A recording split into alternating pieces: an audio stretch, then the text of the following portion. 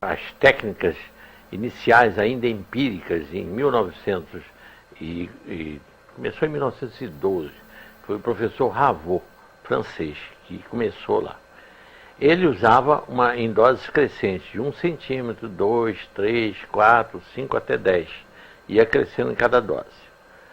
Depois, o Gesso Teixeira já não fazia assim. Ele dava logo uma dose única, e como ele interessava uma dose, quer dizer, para evitar a infecção pós-operatória, então ele dava logo 10 ml de uma vez, e 5 dias depois fazia outras 10 ml, que era como eu comecei aplicando por ordem de meu pai, quando operava os pacientes.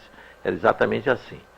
O que eu cheguei à conclusão é que a dose varia com a gravidade do problema. Vamos dizer, 5 ml para uma doença que não seja muito séria, não é um lúpus. Lúpus eu só uso 10 ml. Lúpus, miastenias graves e artrite reumatoide eu uso 10. Quando é uma alergia, vamos dizer, uma reação alérgica, uma asma, normalmente é 5 ml, basta 5 ml. Rinite, 5 ml. Não há necessidade de doses maiores. No casos desesperadores, como foi o caso da esclerodermia, o primeiro caso que eu tratei, em 76, eu usei 20 ml iniciais, porque eu precisava dar uma resposta violenta para paciente sair de uma situação que estava praticamente esclerodermia fase final, não tinha nada para fazer. Então, tudo valia. Pode-se fazer a autohemoterapia durante 10, 15, 20 anos. Eu, por exemplo, tomo há muitos anos. Mais de 15, 20 anos que eu faço autohemoterapia. Agora, não há nenhuma contraindicação. A gente eu venho fazendo porque eu viso evitar doenças que deveriam se incorporar no meu dia a dia, porque com a idade que eu fui avançando, eu passei pela idade dos acidentes vasculares. Muito bem, então tomava para evitar o acidente vascular, tanto cerebral quanto cardíaco, né? Agora estou tomando porque também me protege contra o câncer, mantendo meu sistema imunológico ativado. Eu tenho sempre macrófagos prontos para devorar as células que com a idade, ou até jovem, até aparece, porque célula cancerosa de vez em quando é como numa fábrica, um controle de qualidade. Existem sempre produtos que não saem corretos. E tem que haver um controle de qualidade. O nosso controle de qualidade é o sistema imunológico, que faz o controle de qualidade das nossas células. Então isso realmente é necessário. Não há limite de uso, de tempo. Pode-se usar uma vida inteira. Eu mando os pacientes fazerem assim. Faz uma série de 10 aplicações, depois descansa um mês. Alguns casos que nem precisa, é só como prevenção, descansa 2, 3 meses, depois faz outra série. Seria, vamos dizer, para usar de forma permanente, agora com intervalos, dependendo os intervalos da finalidade com que está sendo aplicada a autohemoterapia. Se for apenas preventivo, pode fazer intervalos grandes. Se for visando um problema, uma doença que já houve e que tem que ser mantida sob controle, aí faz intervalos menores. Faz 10 aplicações, 30 dias de intervalo e tudo. Quando chega muitos pacientes eu começo com 10 ml na fase aguda da doença e depois eu reduzo para 5 por semana, porque não precisa mais. E tem pacientes, e agora vou dar o exemplo do caso que a minha vizinha lá de Visconde de Mauá, que tem uma casa lá, ela teve uma doença que ia cegá-la, ela teve toxoplasmose e já estava com 20% da visão. E então um dia uma amiga dela nos encontrou na estrada e contou a história e eu então prescrevi a autohemoterapia para ela. Ela, por conta dela, quando viu que melhorava, ela aumentou de 10 para 20 ml. Tomava 10 em cada náusea, 20 ml. E ela recuperou 80% da visão. E ela até hoje faz. Isso já tem mais de 10 anos, bem mais, né? E ela até hoje ela faz isso aí. O intervalo entre uma aplicação e outra é de 7 dias. casos raros que eu faço de 5 em 5 quando eu quero manter o nível de macrófago de acima de 20%. Quando não há necessidade disso, quando a infecção ou o problema está sob controle, eu então faço de 7 em 7 dias, porque dá para reativar no 7º dia e volta de novo aos 20%. Porque faltou eu explicar que do momento que se aplica, faz-se a autohemoterapia, leva 8 horas para a taxa de 5% chegar a 22%. Cada hora vai subindo.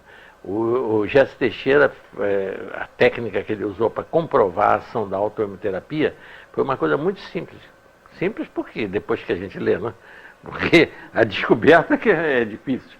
Ele descobriu que, usando uma substância cáustica que se chama cantárida, e passando na coxa, forma-se uma bolha.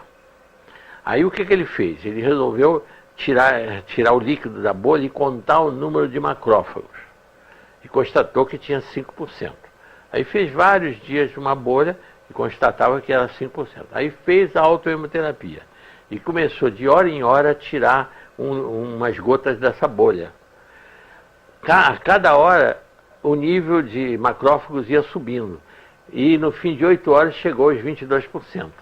E ele constatou que durante a semana toda, os 5 dias manteve sempre os 20%. Todo dia ele tirava e mantinha os 20%, 22%.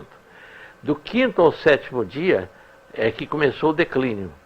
Então ele fez isso em coelhos. Ele fez a autohemoterapia em coelho.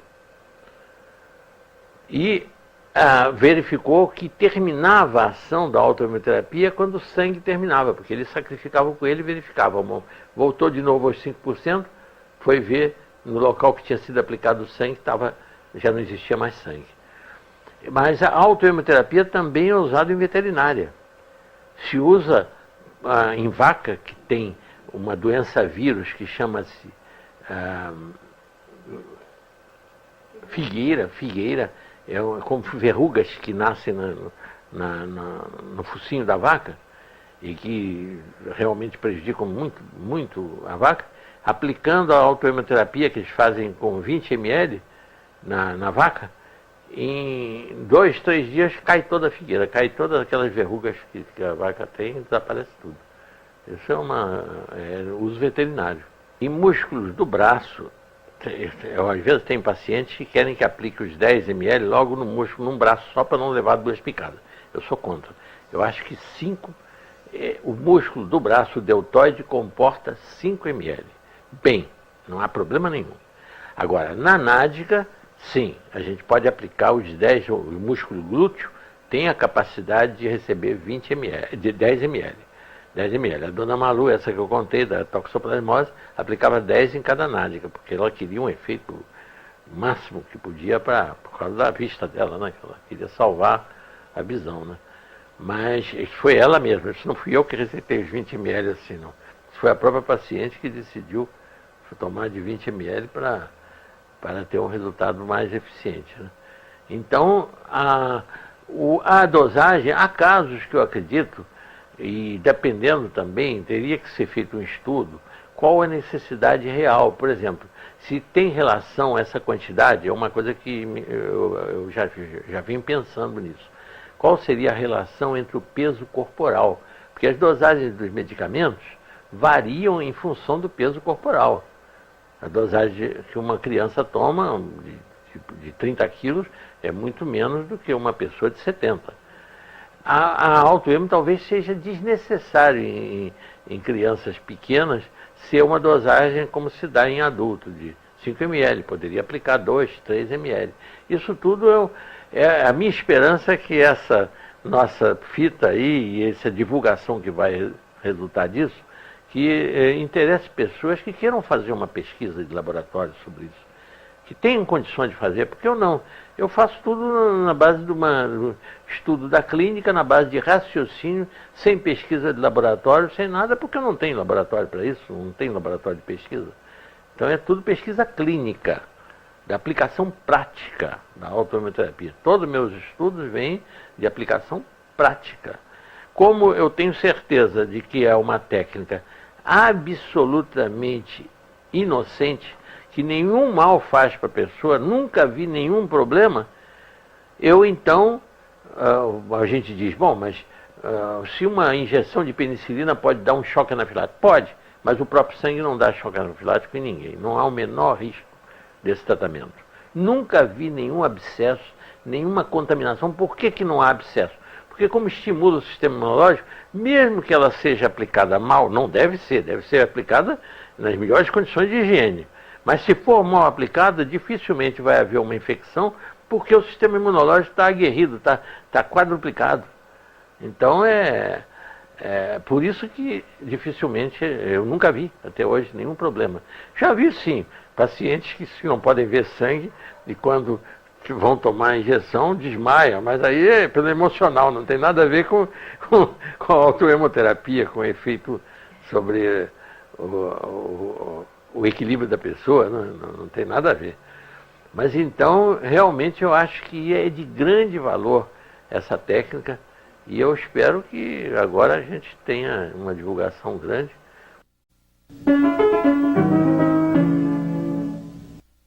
Nenhum mal, porque apenas é que do quinto ao sétimo dia é que o sangue já foi praticamente grande parte reabsorvido e o estímulo imunológico que ocorre em função desse sangue significar um corpo estranho no organismo e que o sistema imunológico se ativa para rejeitar esse sangue, para eliminar, esse estímulo está declinando. Se fizer com menor espaço de tempo, não há esse declínio. Ele se mantém sempre naquela faixa dos 22% de macrófagos, quando o normal é 5%. Não vai haver nenhum prejuízo. Não há necessidade, vai sacrificar o paciente, porque na realidade ele vai ser perfurado a veia mais vezes e tudo, e não há necessidade. Se for de 7 em 7 dias, é quando ele chega ao mínimo e há uma reativação. Quando eu preciso que o paciente se mantenha no nível máximo, eu faço com 5 dias de intervalo, aí não chega a ver o declínio que ocorre do quinto ao sétimo dia.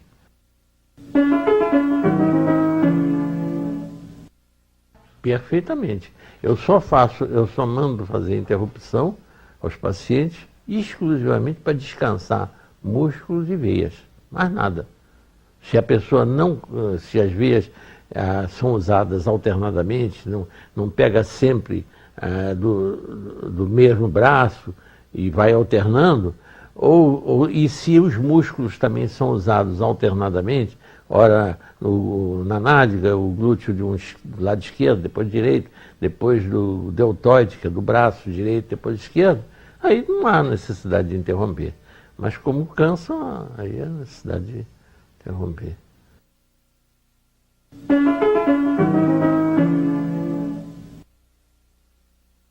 Não sempre a mesma coisa. A única diferença é que nas doenças autoimunes, eu às vezes uso até 20 ml nos casos mais graves, e dividindo em 4 lugares, aplicando 5 em cada braço e 5 em cada nádega, para desviar esse sistema imunológico viciado em atacar o próprio corpo, quer dizer, um sistema imunológico que está pervertido, que em lugar de cumprir a função dele, que é nos defender contra os agressores, contra tudo aquilo que nos prejudica, ele está atuando contra o próprio corpo como se fosse um inimigo, sendo no caso de uma artrite reumatoide, afetando articulações e criando até deformações criadas pelo sistema imunológico, que eu acredito que esteja pensando atender a um pedido do inconsciente para desviar um sofrimento psíquico para uma área física. E com isso, enquanto a pessoa preocupada com os seus órgãos, com os seus dedos deformados e tudo, está esquecendo os problemas psíquicos que motivaram o desvio, a perversão imunológica. Mas que atendendo é uma desgraça a gente sofrer sofrer fisicamente só para aliviar psiquicamente as tensões, né? Mas acontece, eu tenho provas disso. Isso eu tenho provas disso, muitos casos. Aí depende muito da criança, porque eu já tive há pouco tempo uma criança de 5 anos que aceitou perfeitamente a autoemo, porque tem um controle emocional tão bom que eu explicando a ela que ela ia ser beneficiada, era uma criança asmática, uma asma grave, e que ela já estava cansada de sofrer a falta de ar. Então uma criança com um nível talvez de raciocínio muito ativado, uma criança muito inteligente, ela se convenceu que valeria a pena. E aceita a autoemo perfeitamente. Até quem mais sofre quando ela toma autoemo é a mãe, muito mais do que a criança. A mãe sofre pela criança.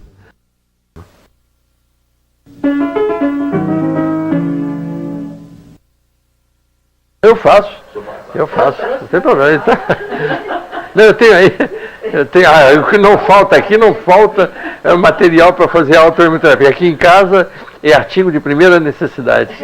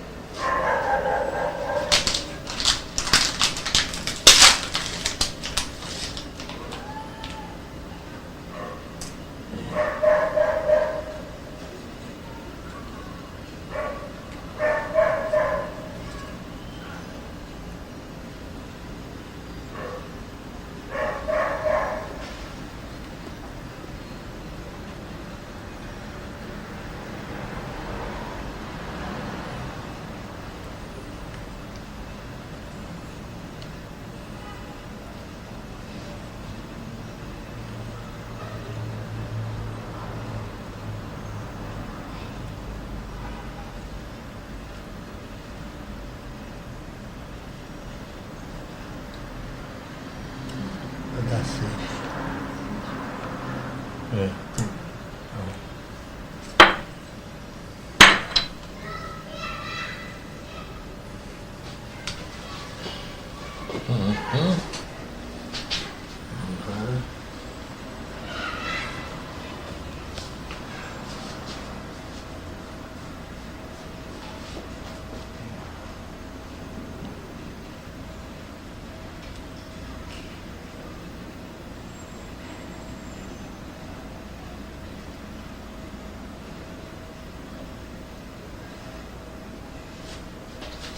Muito bem.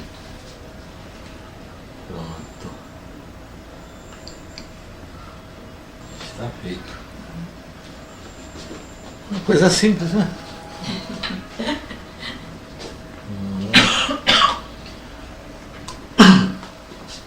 Mas isso pode resultar em tantos sofrimentos a menos.